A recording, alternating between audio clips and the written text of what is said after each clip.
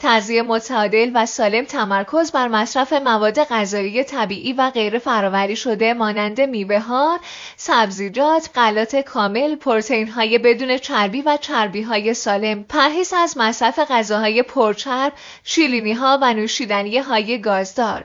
نوشیدن آب کافی. نوشیدن حداقل 8 لیوان آب در روز می‌تواند به کاهش اشتها و افزایش متابولیسم کمک کند. همچنین نوشیدن آب قبل از وعده‌های غذایی می‌تواند موجب کاهش مقدار غذایی که می‌خورید شود.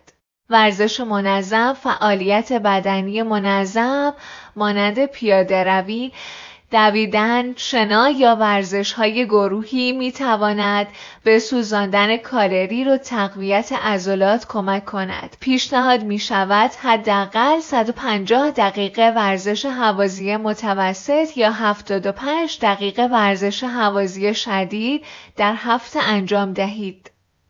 استراحت کافی و کاهش استرس. خواب کافی و با کیفیت و مدیریت استرس می‌تواند به بهبود هورمون‌های تنظیم کننده وزن و اشتها کمک کند.